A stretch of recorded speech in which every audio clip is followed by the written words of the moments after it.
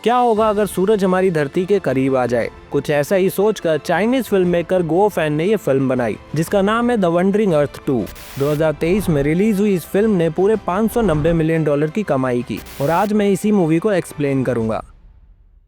Film की शुरुआत में हम देखते हैं कि सूरज के करीब आने की वजह से हमारी धरती पर सूखा पड़ गया है और गर्मी भी लगातार बढ़ती जा रही है। अब इन हालातों को देखकर वैज्ञानिक धरती पर आने वाले खतरे को भांप लेते हैं और पूरी दुनिया को ये बता देते हैं कि अगर सूरज इसी रफ्तार से धरती के करीब आता रहा तो अगले 100 सालों में सूरज हमारी धरती को अपने बीच में समाकर खत्म कर देगा और 300 सालों में पूरे सौरमंडल को। इस खतरे को सोलर क्राइसिस का नाम दिया जाता है और इससे बचने के लिए यूनाइटेड अर्थ गवर्नमेंट मूविंग माउंटेन नाम का एक प्रोजेक्ट शुरू करती है। इस प्रोजेक्ट में वो लोग धरती के अलग अलग हिस्सों में बड़े बड़े इंजन लगाते हैं ताकि उन इंजन की मदद से धरती को इस सौर मंडल से दूर ले जाकर सोलर क्राइसिस से बचाया जा सके। लेकिन इस प्रोजेक्ट में बहुत ज्यादा खर्चा हो रहा था, जिसकी वजह से आम जनता को प्रॉब्लम होने लगी और वो लोग इस प्रोजेक्ट के खिलाफ प्रोटेस्ट करने लगे। इसी के साथ यूईजी मतलब यूनाइटेड अर्थ गवर्नमेंट डिजिटल लाइफ प्रोजेक्ट पर बैन लगा देती है, जिसके कारण प्रोटेस्ट के साथ साथ दंगे फसाद भी होने लगते हैं। क्योंकि डिजिटल लाइफ प्रोजेक्ट मतलब डीएलपी के मेंबर्स का मानना था कि इंसानों का फ्यूचर सिर्फ कंप्यूटर में है।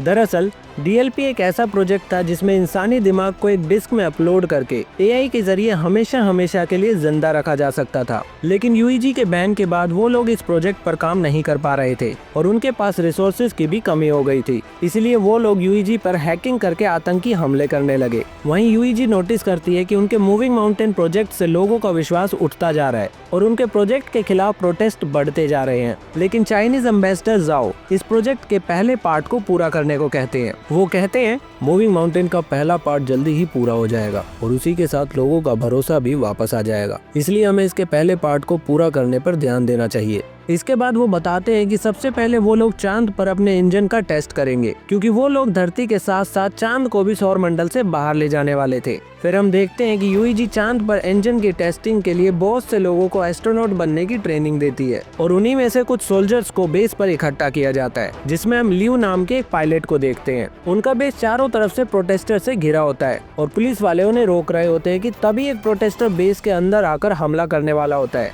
लेकिन हान नाम की एक लड़की उसको मार कर नीचे गिरा देती है, जिसे देखकर लियू उससे बहुत इम्प्रेस होता है। इसके बाद उन सभी ट्रेनीज को एक एलिवेटर में बिठाकर स्पेस में भेज दिया जाता है। ये दुनिया का सबसे ऊंचा एलिवेटर होता है, जिसकी स्पीड भी बहुत तेज होती है और इसी के कारण बहुत सारे ट्रेनीज सफर में ही बेहोश हो जाते हैं। इसके बाद सभी ट्रेनीज को अलग अलग तरह की ट्रेनिंग दी जाती है, जिसमें उन्हें फाइटिंग करना और फायर आर्म का इस्तेमाल करना सिखाया जाता है। इसके साथ साथ उन्हें बार बार एलिवेटर में भेजा जाता है ताकि उनकी बॉडी को जीरो ग्रेविटी टॉलरेट करने की आदत हो जाए। सभी ट्रेनीज के मेडिकल टेस्ट किए जाते हैं और रोज एक्सरसाइज करवाई जाती है। इस ट्रेनिंग के दौरान लियू और हैन एक दूसरे के बहुत अच्छे दोस्त बन जाते हैं। खैर, लियू ने तो हैन से दोस्ती कर ली, लेकिन मुझसे आपकी दोस्ती तभी होगी जब आप मेरे चैनल को सब्सक्राइब करके बेल आइकन को प्रेस कर लेंगे, जिससे हम लोग हर हफ्ते एक नई फिल्म के साथ एक दूसरे से मिल पाएंगे। चलिए कहानी पर वापस आते हैं।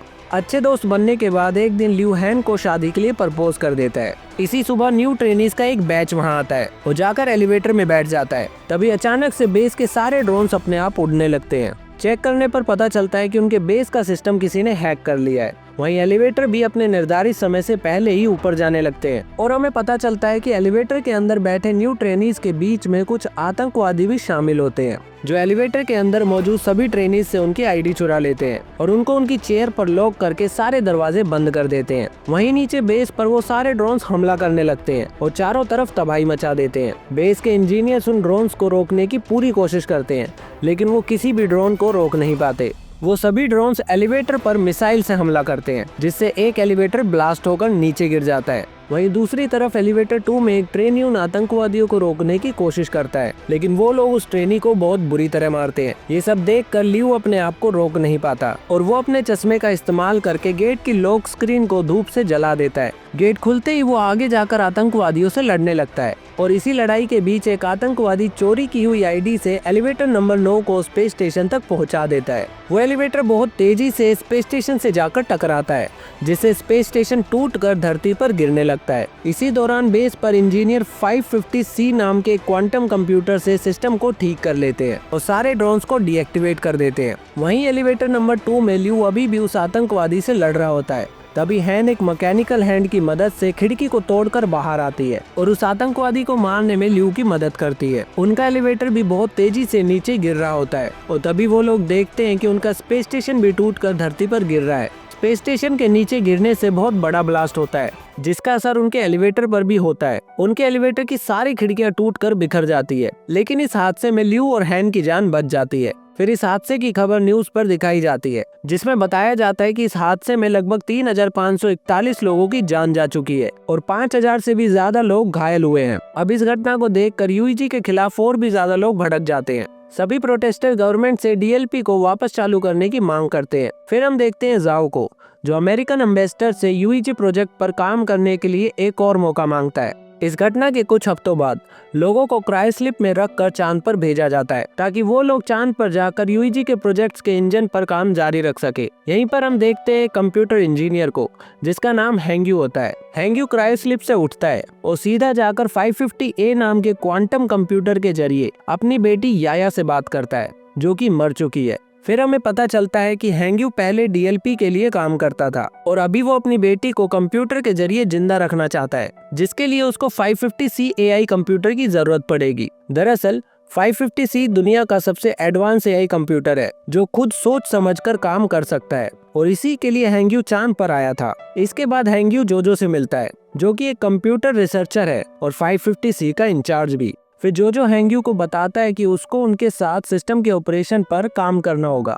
ये बात सुनकर हैंग्यू बहुत खुश होता है और फिर वो दोनों मिलकर 550C का पहला टेस्ट बेस के हर एक सेक्टर को एक्टिवेट करके करते हैं। फिर जब तक 550C अपना काम कर रहा होता है तब तक जोजो हैंग्यू को उसके दिमाग की डिजिटल कॉपी देता है जिसे कंपनी ने जब्त कर लिया था क्योंकि यूईजी ने डीएलपी के प्रोजेक्ट पर बैन लगा दिया था। इसके बाद हैंग्यू 550A कंप्यूटर के जरिए अपनी बेटी याया से फिर से बात करता है और इस बार जोजो भी उससे बात करता है और हैंग्यू से पूछता है कि याया कितने दिनों से ऐसे बात कर रही है। फिर हम देखते हैं कि हैंग्यू उस दिन को याद करता है जब वो अपने परिवार के साथ कार में कहीं जा रहा था और अचानक से उसकी कार का एक्सीडेंट हो जाता है जिसमें उसकी पत्नी वहीं पर मर जाती है और बेटी याया हॉस्पिटल में अपनी जिंदगी की आखिरी सांसें गिन रही होती है। अपनी बेटी के आखिरी समय में हैंग्यू उसके दिमाग को कंप्यूटर के जरिए जिंदा रखने के लिए डीएलपी के पास जाता है, लेकिन वो लोग उसकी मदद नहीं करते क्योंकि उनकी टेक्नोलॉजी तब तक तैयार नहीं हुई थी। लेकिन वहीं पर हैंग्यू की मुलाकात होती है जोजो से जो कि पहले डीएलपी में ही काम करता था। जोजो उस समय हैंग्यू पर एहसान करता है और उसकी बेटी याया के दिमाग को 550A नाम के AI कंप्यूटर में डाल देता है जिसके जरिए हैंग्यू अपनी बेटी से अभी तक बात कर रहा होता है। इसके बाद कहानी प्रेजेंट में आती है और हैंग्यू जोजो से रिक्वेस्ट करता है कि वो उसकी बेटी याया के दिमाग को 550C में डालकर उसके दिमाग को हमेशा के लिए जिंदा कर दे, लेकिन जोजो इस काम के लिए हैंग्यू को मना कर देता है।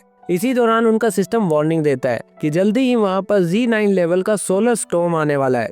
ये वार्निंग सुनते ही सभी लोग अपने बेस पर वापस आते हैं और सभी इंजन्स को बेस पर रखकर सोलर स्टॉर्म से बचा लेते हैं। लेकिन इस भागदौड़ में 550C AI बुरी तरह जल जाता है। अब उन लोगों के पास ज्यादा समय नहीं बचता क्योंकि उनको प्रोजेक्ट को अगले 3 दिनों में ही लॉन्च करना था, लेकिन बिना AI के प्रोजेक्ट का लॉन्च करना नामुमकिन था। लेकिन उसके बदले में वो जोजो से अपने आप को 550 AI मॉडल डेवलप करने वाली टीम में शामिल करने को कहता है। जोजो हैंग्यू की इस डील को मान लेता है और हैंग्यू 550A से अपनी बेटी याया की डिस्क को निकालकर उनको अपना AI दे देता है। फिर 3 दिन बाद उनकी टीम प्रोजेक्ट का पहला टेस्ट रन करती है जिसमें वो लोग कामयाब होते हैं और चांद अपनी जगह से थोड़ा सा खिसक जाता है। बेस पर मौजूद पूरी टीम बहुत खुश होती है क्योंकि इस टेस्ट से ये साबित हो जाता है कि अगले 20 सालों में वो पूरी तरह से चांद को धरती से दूर कर देंगे। टीम की कामयाबी की ये खबर पूरी दुनिया में फैल जाती है और सब लोगों को मूविंग माउंटेन प्रोजेक्ट पर फिर से भरोसा होने लगता है। इसके कुछ महीनों बाद वो लोग इंजन का टेस्ट धरती पर करते हैं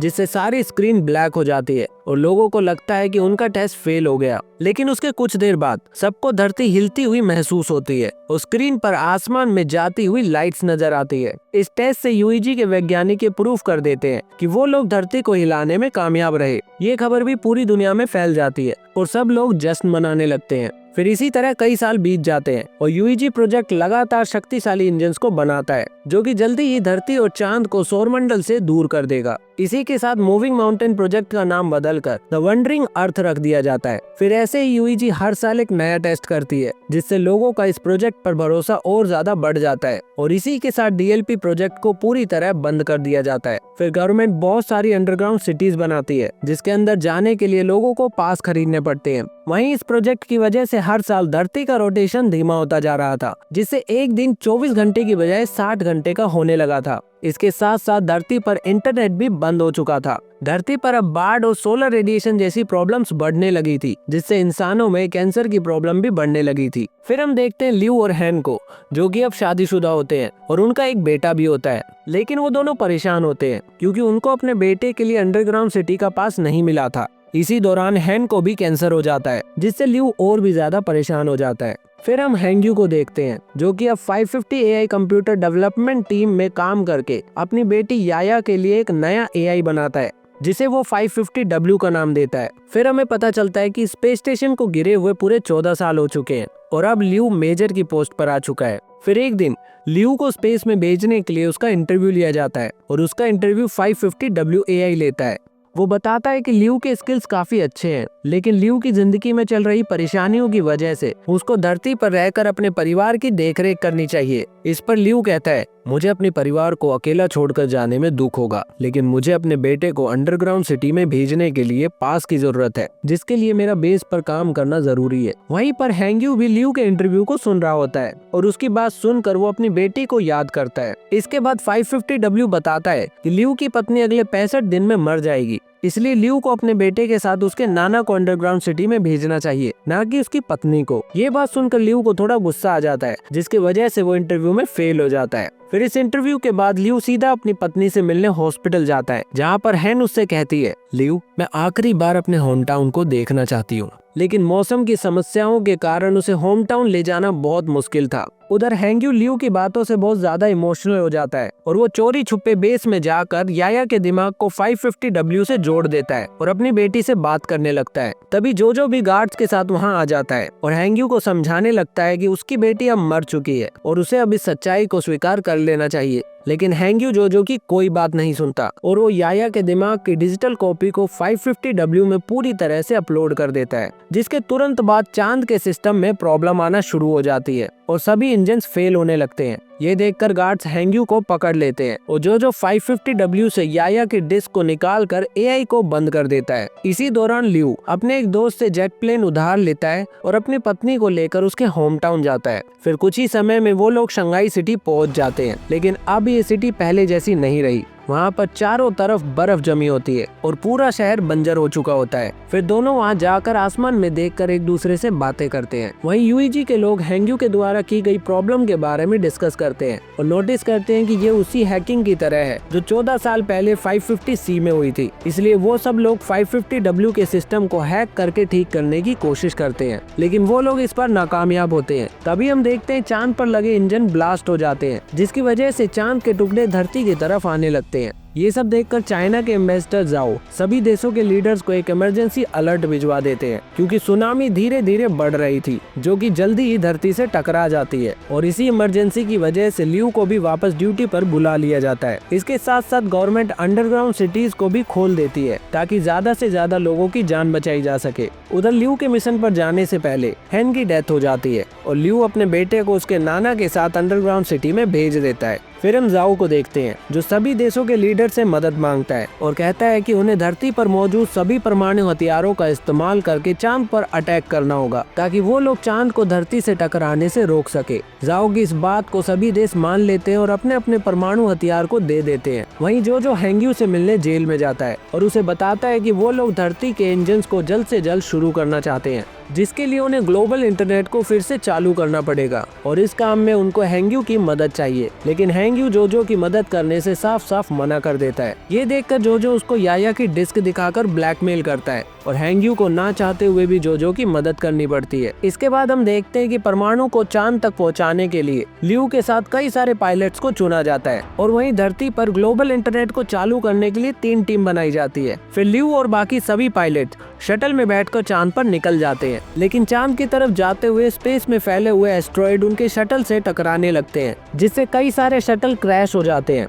फिर जैसे तैसे करके बचे हुए शटल चांद पर पहुंच जाते हैं और परमाणु बम को चांद पर लगाना शुरू कर देते हैं। लेकिन तभी एक शटल क्रैश होकर ल्यू की शटल से टकराता है, जिससे ल्यू की शटल भी क्रैश होकर चांद की सतह पर गिर जाती है। इस क्रैश में बहुत से लोगों की जान चली जाती है और ल्यू के सूट के हेलमेट में क्रैक आ जाता है, जिससे उसका ऑक्सीजन लेवल कम होने लगता है। लेकिन तभी उसके एक साथी उसके हेलमेट पर टेप लगा देती है और फिर वो लोग बाकी परमाणु बम को पैदल जाकर लगाने का डिसाइड करते हैं। लेकिन ल्यू नहीं चाहता था कि इस काम को करने में जवान लोग अपनी जान गंवाएं, इसलिए वो अपनी टीम को शटल के अंदर बंद करके अकेला ही उन बम को लगाने चला जाता है। वहीं धरती पर ग्लोबल इंटरनेट को फिर से चालू करने के लिए हैंगी और जोजो अपने एक साथी के साथ बेजिंग में सर्वर लोकेशन पर पहुँचते हैं, जहाँ पर एक हादसे में उनका साथी मारा जाता है और इसके बाद वो दोनों अकेले ही अपना काम शुरू कर देते हैं। इसी दौरान चांद में हुए ब्लास्ट से निकला हुआ मलबा धरती से टकराने लगता है, जिससे बिल्डिंग्स हिलने लगती है और पानी के अंदर काम कर रहे जोजो के पैरों पर एक बहुत बड़ा सा सर्वर ब्लॉक गिर जाता है और वो बुरी तरह से वहाँ पर फंस जाता है। जोजो हैंग्यू से मदद मांगता है, लेकिन हैंग्यू दूसरे कमरे में होता है और वो दरवाजे को नहीं खोल पाता। हैंग्यू अपने ड्रोन की मदद भी लेता है, लेकिन फिर भी वो दरवाजे को नहीं खोल पाता।